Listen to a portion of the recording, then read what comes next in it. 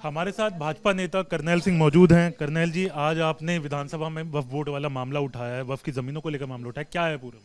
देखिए, दिल्ली के अंदर बहुत सारी ज़मीनों पर वक़्फ़ ने कब्जा किया हुआ है। वो वक़्फ़ है नहीं है एक्चुअल में, वो लैंड माफिया हैं। जो मुसलमान भाइयों ने ये कह करके कि वक़्फ़ का नाम दे करके उसकी ज़मीन पर कब्जा कर लेते हैं, अपनी प्रॉपर्टी की दुकान खरीदते हैं, खोल देते हैं। और जो असलियत में वक़्फ़ था वो तो गरीब बहनों के लिए था, मुस्लिम बच्चों के लिए था, उनका दुरुपयोग कर करके। और उसके साथ साथ मुझे क्या तकलीफ़ है, मेरे हिंदुओं की ज़मीन पर भी वक्फ बोर्ड ने कब्जा किया हुआ है।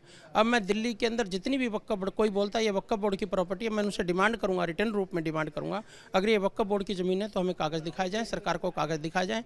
मैं मेरी विधानसभा की बात करता हूँ, डीडीए के पार्कों के अंदर 2 बड़ी मस्जिदें बना ली गई हैं।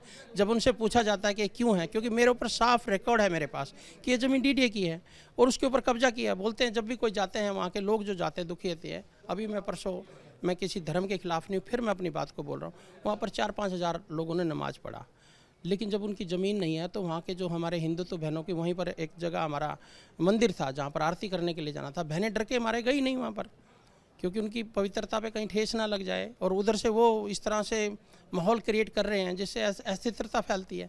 तो इसलिए मैं तो डिमांड करता हूं कि दिल्ली के अंदर जितनी भी ज़मीनें हैं जिन पे अपना ये हक जताते हैं, उन सब की जांच हो। अगर उनके अंदर उनके पास पेपर नहीं है तो उनको खाली करें, इनसे निवेदन करूँगा। आपकी जो विधानसभा में आप मामला बता रहे हैं, क्या उस मामले में लेकर आपने कुछ मामला उठाया है? क्या आप वहाँ कर रहे हैं कि इस तरह के मामले सामने? देखिए, अभी सरकार बने 1 महीना हुई है, हम जो भी काम करेंगे कानून के दायरे में रह के काम करेंगे।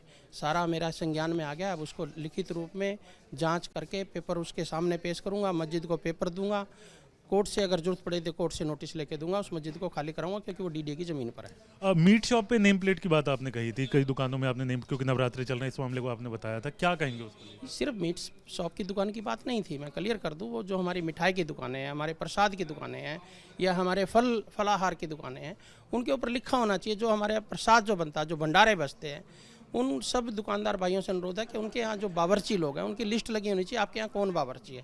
क्योंकि जब हमारा प्रसाद जब बनता है तो उसमें आदमी नहा धो के, कथा करके सब चीज़ें करके ही प्रसाद बनता है, उसी का भोग लगता है। लेकिन कुछ लोग हैं, पवित्र लोग बीच में आ जाते हैं, जिससे हमारे प्रसाद में हमारी आस्था को ठेस पहुँचती है, उसको ठीक करना है। बहुत बहुत शुक्रिया बात करने के लिए।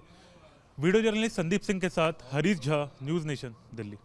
न्यूज नेशन अब व्हाट्सएप पर खबरों के ताजा अपडेट के लिए न्यूज नेशन के इस क्यूआर कोड को स्कैन करें